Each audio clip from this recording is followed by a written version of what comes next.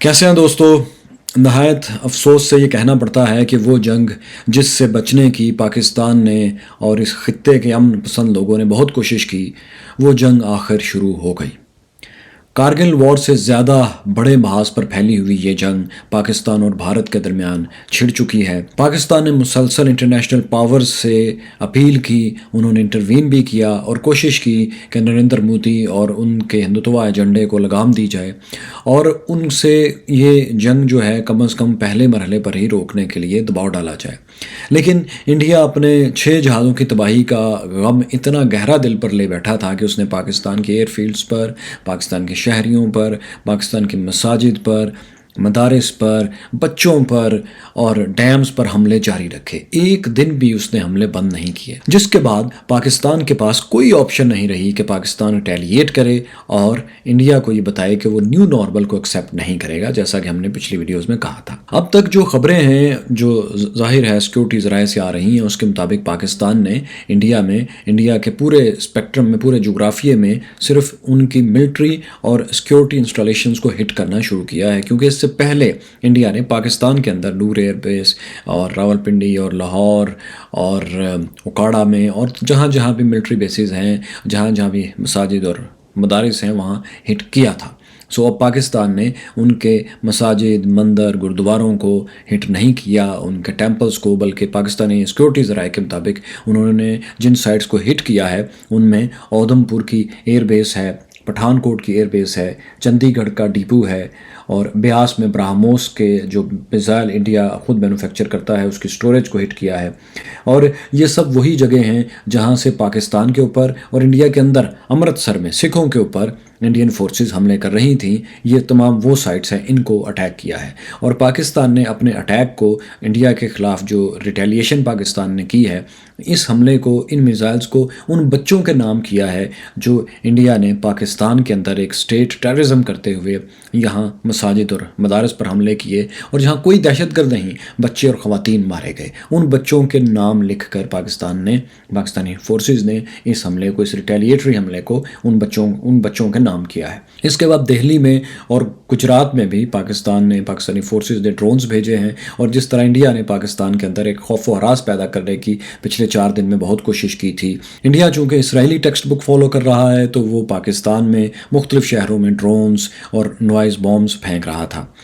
तो अब पाकिस्तान ने उसका भी जवाब दिया है और पाकिस्तान के ड्रोन्स दिल्ली में, और नरेंद्र मोदी जहां सबसे पहले चीफ मिनिस्टर बने थे गुजरात में, वहाँ भी पाकिस्तानी ड्रोन्स प्रवास कर रहे हैं। और ये वीडियोस भी आई हैं कि पाकिस्तानी अल-फतेह मिसाइल, फतेह 1 और फतेह 2 दिल्ली में टारगेट्स को हिट कर रहे हैं।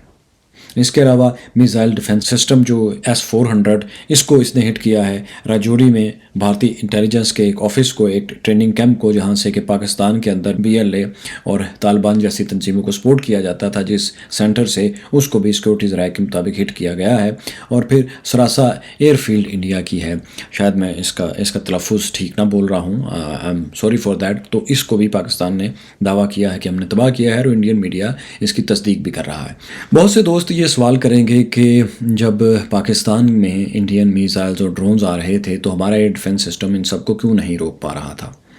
इसके ऊपर पिछली वीडियो में हमने बात की, लेकिन साथ ही आप सब लोगों के जहन में ये सवाल भी था कि जब पाकिस्तान रिटेलिएशन करेगा तो इंडिया के पास तो सो कॉल्ड एक best system S-400 Russian system है, तो वो पाकिस्तानी हमले को रोक लेंगे। लेकिन आपने ये देखा कि जब पाकिस्तान ने हमला शुरू किया, इंडिया के ख़िलाफ़ रिटेलिएशन अब शुरू की, तो इंडिया का air defence system, Russian air defence system in हमलों को नहीं रोक पाया। ज़ाहिर है इसकी बुनियादी वजह यह है कि पाकिस्तान ने इस अटैक से पहले, जिसको पाकिस्तान ने सीसा पलाई हुई दीवार, बुनियानुल मरसूस का नाम दिया है, इस हमले के पहले फेज़ में ही पाकिस्तान ने इनके S-400 डिफेंस सिस्टम को न्यूट्रलाइज़ किया, जहाँ जहाँ पाकिस्तान टारगेटेड स्ट्राइक्स करने थे, सर्जिकल स्ट्राइक्स करने थे उन जगहों पर।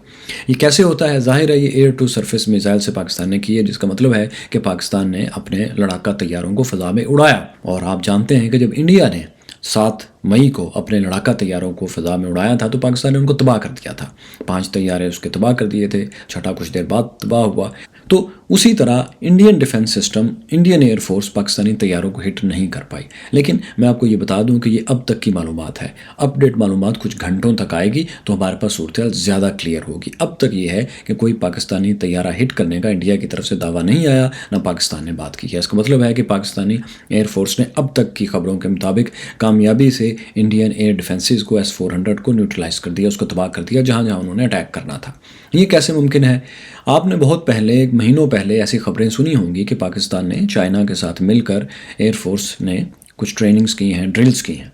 تو چونکہ چائنا کے پاس S-400 پہلے سے تھا، بلکہ اس نے اس کو اپ گریڈ کر کے اپنے ڈیفنسز کے لیے استعمال کرنا شروع کر رکھا تھا، تو پاکستان کے بارے میں کہا جاتا ہے کہ اس دوران پاکستان نے S-400 کو مکمل طور پر اسٹڈی کیا تھا اور اس کو ڈوج کرنے کا طریقہ بھی سیکھ لیا تھا. اسی لیے جب ان ویڈیوز کے شروع میں، یعنی 7 مئی سے پہلے جو ہم نے ویڈیوز بنائی پاکستان انڈیا کے اسٹینڈ آف پر، تو ہم نے اس میں یہ بتایا تھا کہ نریندر مودی اور ان کی انتہا پسند کیبنٹ تو شاید نہیں جانتی، لیکن ان کی ایئر فورس بہت اچھی طرح جانتی ہے کہ ابھی وہ ایک ایسے کامبیٹ کے لیے پاکستان کے ساتھ تیار نہیں ہے جس کی انہیں ضرورت ہے، اور خاص طور پر ایسے میں جب انہیں چائنا کا فرنٹ خالی بھی نہیں چھوڑنا. تو خیر اسی ٹریننگ اور اسی ڈرل کا نتیجہ ہے کہ پاکستان نے جب ریٹیلیشن کا فیصلہ کیا اور کہا کہ جب ہم حملہ کریں گے تو آپ کو پتہ لگ جائے گا، آپ کو، آپ کے میڈیا سے آپ کو نہیں، ہم آپ کو خود بتائیں گے کہ ہم نے اٹیک شروع کر دیا ہے. تو پاکستان نے آج رات یہ اسی طرح اعلان کر کے اٹیک شروع کیا اور بتایا، اور اب انڈین میڈیا سے بھی خبریں آ رہی ہیں. اور اس کی کامیابی کے پیچھے پہلا سٹیپ یہ تھا کہ پاکستان نے S-400 کو، انڈین ڈیفنس سسٹم کو، اس کو تباہ کیا، اور اس کے بعد پھر یہ تمام سرفیس ٹو سرفیس جو پاکستان نے میزائل مارنا شروع کیے، میزائل سے انڈیا کی ملٹری انسٹالیشنز کو اور ہائی ویلیو ٹارگٹس کو ہٹ کرنا شروع کیا، تو یہ ممکن ہو پایا. ابھی آپ نے خبروں میں دیکھا ہوگا کہ پاکستان نے اپنے بہترین ماڈرن میزائل، بیلسٹک میزائل الفتح 1 اور 2 کو بھی بھرپور استعمال کیا ہے. بلکہ ایک انکنفرمڈ ویڈیو ہے، ابھی میں نہیں کہہ سکتا کتنی کنفرم ہے، لیکن ٹویٹر پر یہ ویڈیو بہت وائرل ہے کہ انڈیا میں کوئی اس کی ویڈیو بنا رہا ہے میزائل کی، جس کے بارے میں یہ کہا گیا ہے کہ یہ الفتح 2 تھا جو میکسیمم 400 کلومیٹر تک مار کرتا ہے. سرفیس ٹو سرفیس ہے، بیلسٹک میزائل ہے، اس کو پریسیجن ویپن کہا جاتا ہے. پاکستان نے جب اس کا ٹیسٹ کیا تھا تو اس میزائل کے بارے میں پاکستان کو بہت ہائی ہوپس تھیں کہ یہ ہمارے ڈیفنس کا بہت اہم ہتھیار ہے. تو اس کی ویڈیو کنفرم ویڈیو موو کر رہی ہے، سرکولیٹ ہو رہی ہے آن لائن، جس میں یہ defence system, Indian defence system کو ڈوج کر رہا ہے، ایکسلریٹ کرتا ہے اور پھر ٹارگٹ پر جا کے ہٹ کرتا ہے. ابھی کنفرم نہیں ہے یہ ویڈیو، اتنی جلدی اس کو کنفرم کرنا ممکن نہیں تھا، اس لیے میں آپ کے سامنے یہ معلومات رکھ رہا ہوں. لیکن ساتھ یہ بھی بتا رہا ہوں کہ یہ ویڈیو انکنفرم تھی، شاید 1-2 دن تک جب ہمیں وقت ملے گا ہم اس کو ٹیسٹ کر کے اس کو تو اب ایک دو پاکستان کا یہ اٹیک بہرحال ابھی تک جاری ہے، اور ایسی خبریں بھی ہیں کہ ڈاگ فائٹ بھی پاکستانی اور انڈین جیٹ فائٹرز کے درمیان جاری ہے. اگر یہ اسی طرح ہے تو اس کا مطلب ہے کہ پاکستان نے یہ بہت بڑا رسک لیا ہے کہ وہ J-10 طیاروں کے ساتھ اور JF-17 تھنڈرز کے ساتھ اور غالباً F-16 کے ساتھ بھی ہوا میں ہے، اور وہ یہ رسک لینے کے لیے تیار ہے کہ وہ انڈیا کے کچھ طیارے گرانے کی کوشش میں اپنا نقصان بھی کر لے.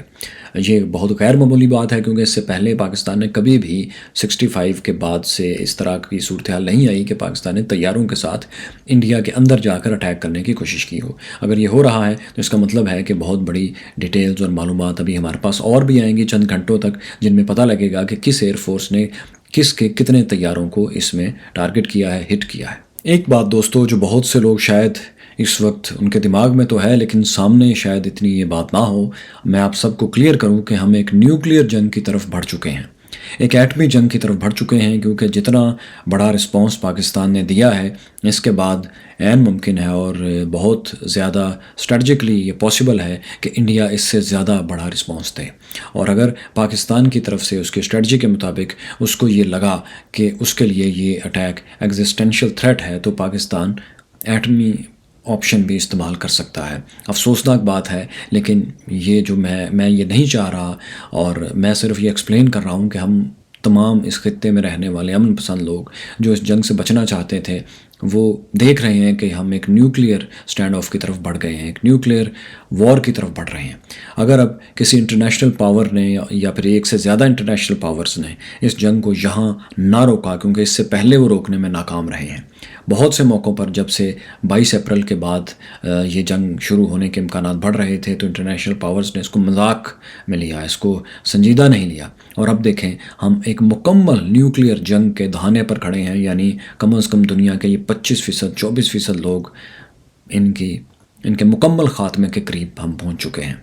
کیا دنیا اس کے لیے تیار ہے؟ ظاہر ہے نہیں تیار، ظاہر ہے یہ نہیں ہونا چاہیے. تو انٹرنیشنل پاورز کو انٹروین کرنا چاہیے اور اس میڈنس کو یہیں پر روک دینا چاہیے. اس کے بعد بے شک فیصلے کرتے رہیں کہ کس کا کیا قصور ہے اور اسے جنگی مجرم قرار دینا ہے یا اس کو کیا سزا دینی ہے اور کس نے کیا وعدے کرنے ہیں، لیکن اس جنگ کو یہاں پر روکنا چاہیے. میں، آپ، ہمارے بچے، ہمارے بڑے، ہمارے بہن بھائی، وہ ایک اس طرح کے چند پاور سیکرز کے، پاور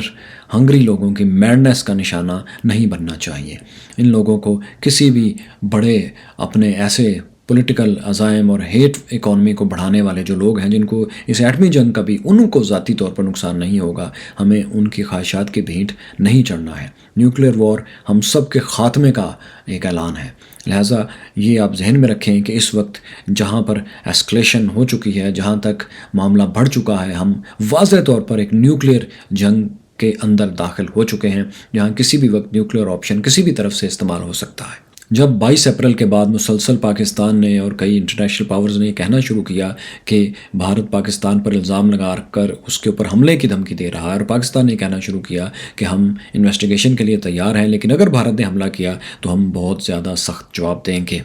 اس وقت سے میں یہ خطرہ محسوس کر رہا تھا کہ انٹرنیشنل پاورز نے اگر انٹروین نہ کیا تو یہ معاملہ بڑھ جائے گا، جیسا کہ یہ ہو بھی گیا. آپ سوچیں کہ کیوں 22 اپریل کے بعد جب یہ سارے معاملات اس طرح سے انفولڈ ہونا شروع ہوئے اور اس خطرے کا اظہار بہت سے اطراف سے کیا جانے لگا کہ یہ لڑائی ایک ایٹمی جنگ کی صورت میں بھی ڈھل سکتی ہے یا کم از کم ہزاروں لاکھوں لوگوں کی ہلاکتوں کی طرف بھی یہ معاملہ لے جا سکتی ہے، تو انٹرنیشنل پاورز نے اس کو زیادہ سیریس نہیں لیا.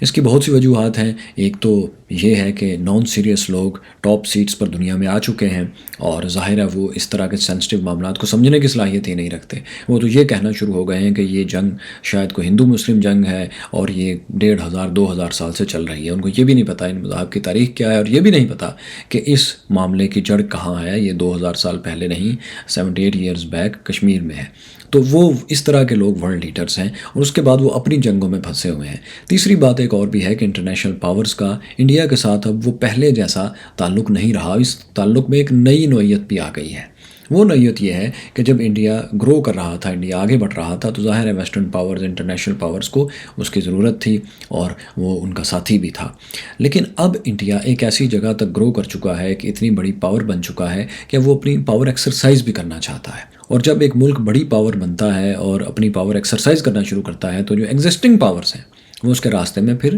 آ کر کھڑی ہوتی ہیں، وہ اس کو کٹ ٹو سائز کرنے کی پوری کوشش کرتی ہیں. تو یہ بات بھی آپ ایک ذہن میں رکھیں کہ انڈیا کو اب بہت سے ویسٹرن کنٹریز، امریکہ خاص طور پر، وہ اس کو اپنے ساتھ تو رکھیں گے، لیکن انڈیا جس طرح ان کے ممالک میں جا کر ٹارگٹ کلنگز اور ایک سپر پاور کی طرح اپنے مسلز کو استعمال کرنے کی کوشش کر رہا تھا، وہ انڈیا کو اس سے بھی باز رکھنا چاہیں گے، وہ اس کو کٹ ٹو سائز بھی کرنا چاہیں گے. تو انہوں نے بھی اس لیے اس کو سیریس نہیں لیا کہ انڈیا اور پاکستان کا معاملہ ہے، اس کو خود دیکھ لیں گے. اگر انڈیا اس قدر اپنے آپ کو ایک گریٹ پاور کے طور پر پروجیکٹ نہ کر رہا ہوتا تو عین ممکن تھا کہ وہ اپنے ایک ایلائی کو بچانے کے لیے آتے. لیکن اب مجھے تھوڑا سا اس کا بھی شبہ ہے کہ اس کے ایلائی تو بہرحال ہیں، لیکن وہ یہ بھی چاہتے ہیں کہ انڈیا کو ذرا کٹ ٹو سائز کیا جائے، اس لیے بھی وہ اس جنگ کو روکنے کے لیے شروع میں نہیں آئے. میرا اندازہ یہ ہو سکتا ہے کہ غلط ہو، اور یہ سارا اس ازمپشن پر ہے کہ جب کوئی ملک اپنے آپ کو ترقی دینا شروع کرتا ہے تو بہت سے ممالک اس کا ساتھ دیتے ہیں، لیکن جب وہ ایک خاص سطح سے آگے بڑھ جاتا ہے تو ظاہر ہے پھر اس کے مد مقابل پیدا ہوتے ہیں، وہ اس کا اور زیادہ ترقی کرنا، طاقتور ہونا ان کے لیے بھی ایک مسئلہ ہوتا ہے. تو اس پوائنٹ کو بھی ہمیں ذہن میں رکھنا چاہیے. لیکن خیر، اب تو یہ لڑائی اس جگہ پر پہنچ چکی ہے جہاں یہ صرف اس خطے کے لیے نہیں بلکہ پوری دنیا کے لیے ایک مسئلہ بن سکتی ہے. ابھی ایک ایسی صورت پیدا ہوئی ہے جس سے لگتا ہے کہ شاید انٹرنیشنل پاورز تھوڑا انٹرسٹڈ ہیں اس میڈنس کو روکنے میں، کیونکہ مارکو روبیو نے ابھی پاکستانی وزیر خارجہ اسحاق ڈار کو، مارکو روبیو جو کہ امریکن سیکرٹری آف اسٹیٹ ہیں، وزیر خارجہ ہیں، انہوں نے پاکستانی وزیر خارجہ اسحاق ڈار کو کال کی ہے اور ان سے صبر و تحمل دکھانے کی، ظاہر ہے یہی خبر آئی ہے کہ یہ بات کی ہے، لیکن اس سے زیادہ ڈیٹیل میں بات ہوئی ہوگی اور اس کے بعد یقیناً وہ انڈین وزیر خارجہ کو بھی کال کریں گے. تو اگر امریکہ واقعی ایکٹیولی اس وقت کوشش کرے تو وہ اس اسٹینڈ آف کو، اس نیوکلیئر تھریٹ کو یہاں پر روک سکتا ہے۔ پاکستان نے پوری کوشش کی اس جنگ کو روکنے کی، اپنی سروسز دیں کہ ہم ایک جوائنٹ انویسٹیگیشن کی طرف جاتے ہیں۔ گو کہ انڈیا اس پر اعتراض کرتا ہے کہ پاکستان ماضی میں بھی جوائنٹ انویسٹیگیشن کی بات کرتا ہے لیکن پھر تعاون نہیں کرتا۔ اس کے باوجود اگر پاکستان ایسا بھی کرے گا، ظاہر ہے پاکستان کی انٹرنیشنل سٹینڈنگ اتنی بڑی نہیں ہے جتنی انڈیا کی یا امریکہ کی ہے، تو اگر پاکستان انٹرنیشنل کمیونٹی کے سامنے یہ بات رکھ رہا تھا تو کوئی مذاکرہ نہیں تھا کہ پاکستان اس میں شامل نہ بھی ہو، کیونکہ پاکستان کا تو دعویٰ ہی یہ تھا، پاکستان کی پیشکش ہی یہ تھی کہ انٹرنیشنل ایک ایسا ٹریبیونل بنایا جائے، ایک ایسی باڈی بنائی جائے جس میں پاکستان شامل نہ ہو، نہ بھارت ہو، ایک نیوٹرل ایک کمیٹی ہو، وہ ڈیسائیڈ کرے، وہ فیصلہ کرے کہ پہلگام کا حملہ کس نے کیا ہے، کیا پاکستان اس میں شامل بھی ہے۔ تو ظاہر ہے انڈیا نے اس کو نہیں مانا اور وہ پاکستان کو سبق سکھانے کے گھوڑے پر سوار تھا، جس کا نتیجہ پھر یہی ہونا تھا۔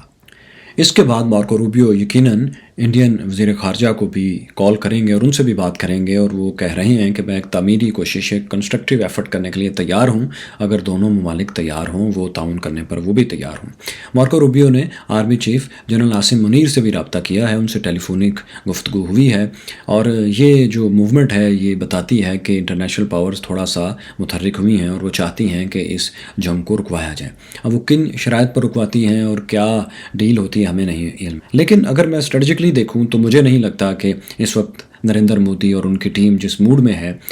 وہ یہاں پر جنگ بند کرنے کو تیار ہوں، کیونکہ اس وقت اگر جنگ یہاں پر ختم کی جاتی ہے بیلنس کہہ کر، تو اس کا واضح مطلب یہ ہوگا کہ انڈیا یہ جنگ ہار گیا، کیونکہ جب اس نے حملہ کیا تو پاکستان نے کامیابی سے ڈیفنس کیا اور وہ سوائے بچوں کو اور مساجد کو تباہ کرنے کے کچھ نہ کر سکے۔ اس کے بعد جب پاکستان نے اٹیک کیا، جس کی کہ زیادہ ڈیٹیل ابھی آنی ہے، لیکن اب تک کی ڈیٹیلز کے مطابق انڈیا نے 9 مقامات پر اٹیک کیا اور پاکستان نے اب تک 11 مقامات کا اعلان کیا ہے کہ یہاں ہم نے اٹیک کیا ہے، جن میں اس کے ایئر بیسز بھی ہیں، ایئر فیلڈز بھی ہیں، اس کے اسلحہ ڈیپو بھی ہیں، اور وہ کیمپس بھی ہیں جہاں پر پاکستان میں دہشت گردوں کو بھیجنے کے لیے طالبان کو اور BLA وغیرہ کو ٹریننگ دی جاتی تھی اور انہیں ویپنز دیے جاتے تھے، اور یہاں ان کے کمانڈ سینٹرز تھے۔ یہ پاکستان کی فورسز کا، سیکورٹی فورسز کا ذرائع کا کہنا ہے۔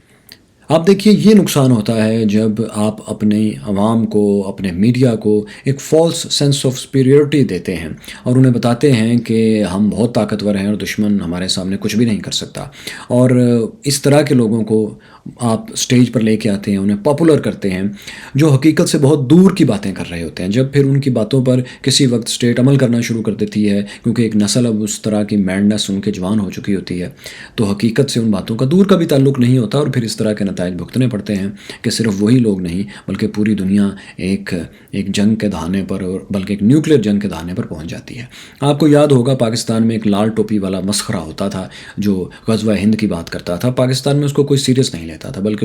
اس کا ٹھیک ٹھاک مذاق اڑایا جاتا تھا۔ پاکستان کے ٹاپ نیوز چینلز میں اس کی ڈمیز بنتی تھیں اور اس کا باقاعدہ ٹھٹھا لگایا جاتا تھا۔ لیکن اب یہ ہے کہ یہ اس طرح کے لوگ پاکستان میں تو ڈسکریڈٹ ہو چکے ہیں، لیکن انڈیا میں اب اس طرح کے سینکڑوں لوگ ہیں جو روزانہ یہاں پر بیٹھ کے لاہور اور کراچی اور فیصل آباد اور پشاور اور کوئٹہ کو فتح کرنے کی روز باتیں کرتے ہیں، اور بدقسمتی سے انڈین عوام کا بہت بڑا طبقہ ان کو دیکھتا ہے۔ بلکہ کل تو انہی نے پورا پاکستان قبضے میں لے لیا اور اس کے بعد پھر یہ دعویٰ بھی کر دیا کہ رات پاکستان نے ڈرون اٹیکس کیے ہیں، اور پاکستانی اس پہ ہنس رہے تھے کہ ہم کیسے رات کو ڈرون اٹیکس کر سکتے ہیں، آپ کل پورا ملک تو آپ کے قبضے میں تھا۔ تو اگر آپ ایسے لوگوں کو جو آپ کی ایگوز کی مالش کرتے ہیں، جو آپ کو ہر وقت جھوٹ بتاتے ہیں اور ہر وقت آپ کو ریزن سے، لاجک سے اور سوال کرنے سے اور شک کرنے سے منع کرتے ہیں اور خوشنما خواب دکھاتے ہیں اور نفرت بیچتے ہیں، اگر آپ ان لوگوں کو سٹیج دیں گے، ان کو اتنی پاپولرٹی دیں گے، تو یہ آخرکار آپ کو اپنی قوم کو پہلے اس جگہ پر لے کے آئیں گے جہاں انہیں اتنی بڑی شرمندگی اٹھانا پڑے گی۔ کتنی بڑی شرمندگی ہے کہ یہ سب لوگ کہہ رہے تھے کہ پاکستان تو مانگتا ہے، پاکستان بھکاری ہے، پاکستان IMF سے لون لیتا ہے، یہ ہمارے طیاروں کو کیا مقابلہ کرے گا، لیکن 6 طیارے گرا کے چلے گئے، اور اس کے بعد اتنے شرمندہ ہوئے کہ وہ وہاں پر بھی پاکستان جنگ ختم کرنے کے لیے تیار تھا، لیکن یہ اتنے شرمندہ تھے کہ وہاں بھی جنگ ختم نہیں کروا سکے۔ پہلے تو 3 دن تک اپنے عوام سے یہ خبر چھپانے کی کوشش کرتے رہے، جب نہیں چھپا سکے تو پھر پاکستان کو مسلسل پرووک کرتے رہے کہ پاکستان کسی طرح اپنے 2 3 4 طیاروں کو، بڑے طیاروں کو باہر نکالے اور وہ شاید ان میں سے کچھ کو مار گرائیں، اور پھر اپنی اپنی عوام کو بتا سکیں کہ دیکھیں ہاں ہمارے رافیل بھی گرے ہیں اور پاکستان کے بھی ہم نے J-10 طیارے اور وہ طیارے گرائے ہیں جنہوں نے ہمارے بڑے برڈز کو, ہمارے بگ برڈز کو نقصان پہنچایا. لیکن ایسا نہیں ہوا. پاکستان اس وقت پرووک نہیں ہوا. پاکستان خاموشی سے ان کے میزائل اور ان کے ڈرونز کو سہتا رہا اور پھر اپنے وقت پر پاکستان نے جب بالکل پانی سر سے گزر گیا تو اس کا جواب دیا. وہ پاکستان کو اس جگہ پر لے آئے تھے جہاں پر جواب دیے بغیر کوئی گزارا نہیں تھا. تو امید ہم کر سکتے ہیں کہ اب جو امریکہ نے ابھی فون کیا ہے پاکستان, انڈیا اور پاکستانی آرمی چیف کو, یہ کچھ کر سکیں اور اس جنگ کو یہیں پر روک سکیں تاکہ ان امن پسند لوگوں کی جیت ہو جو دونوں طرف جنگ نہیں چاہتے. ڈونلڈ ٹرمپ نہ تو غزہ اسرائیل وار رکوا سکے اور نہ ہی روس یوکرین وار کو بند کروا سکے. اگر وہ یہ جنگ بند کروا لیں تو میری طرف سے تو ان کے لیے ایک نوبل پیس پرائز, حالانکہ میں ان کو بہت بڑا نقاد ہوں, لیکن میں پھر بھی اس کی حمایت کروں گا کہ اتنی بڑی جنگ, ایک نیوکلیر وار کو ایک جگہ, خطرناک جگہ پر پہنچنے سے پہلے اگر وہ روک سکیں تو یہ بہت بڑی بات ہوگی. ڈر مجھے یہ لگتا ہے کہ اس وقت دنیا میں جو کانفلکٹ چل رہے ہیں, جیسے روس اور یوکرین کا, غزہ اور اسرائیل کا, اور جو چھوٹے کانفلکٹ ہیں کنٹریز کے اندر ہیں, جیسے سوڈان میں ایک سول وار ہے, یہ تمام چھوٹے چھوٹے کانفلکٹ تھے کچھ سال پہلے, لیکن پھر وہ اتنے بڑھ گئے کہ اب یہ سالوں پر محیط ہو چکے ہیں. رشیا یوکرین وار تقریباً 3 سال سے اوپر جا چکی ہے, اور غزہ اسرائیل وار جو کہ وار نہیں جینوسائیڈ ہے وہ بھی 1.5 سال سے اوپر ہونے والا ہے. تو مجھے ڈر یہ لگتا ہے کہ کہیں یہ جنگ بھی بہت لمبی نہ کھنچ جائے, کیونکہ یہ جتنی لمبی کھنچے گی اتنا اس وقت نریندر مودی کا پولیٹیکل آبجیکٹیو سرو ہوگا, پاکستان کا نہیں سرو ہوگا, پیسفل لوگوں کا نہیں ہوگا, ان کا ہوگا. تو اس جنگ کو بہت آگے تک پھیلا سکتے ہیں, کیونکہ اگر وہ جنگ یہاں بند کرتے ہیں تو ان کی پولیٹیکل شکست ہمیشہ کے لیے ہو جائے گی. وہ کوشش کریں گے کہ جب تک پاکستان کا کوئی بہت بڑا نقصان نہیں کر دیتے, اکھنڈ بھارت کا کوئی ایک آدھ سنگ میل طے نہیں کر لیتے, وہ اس جنگ کو بند نہ کریں. وہی ایگزیکٹلی نیتن یاہو والی صورتحال ہے. ایک دفعہ پھر ہمیں ایک ایسے شخص سے امید لگانا پڑے گی جو اپنی اعلان کردہ جنگیں تو بند نہیں کروا سکے, انہی سے امید لگانی پڑے گی بدقسمتی سے کہ وہ پاکستان بھارت کی اس جنگ کو یہاں پر رکوا سکتے ہیں تو رکوا دیں. ان کے علاوہ اگر کوئی شخص یہ کام کر سکتا ہے تو سعودی عرب کے کراؤن پرنس MBS کر سکتے ہیں. ان کے علاوہ میرے خیال میں کوئی ایسی پاور نہیں ہے دنیا میں جو کہ اس جنگ کو انٹرونشن کر کے اپنی سافٹ پاور سے رکوا سکے. Hope for the best, hope for the peace. شکریہ.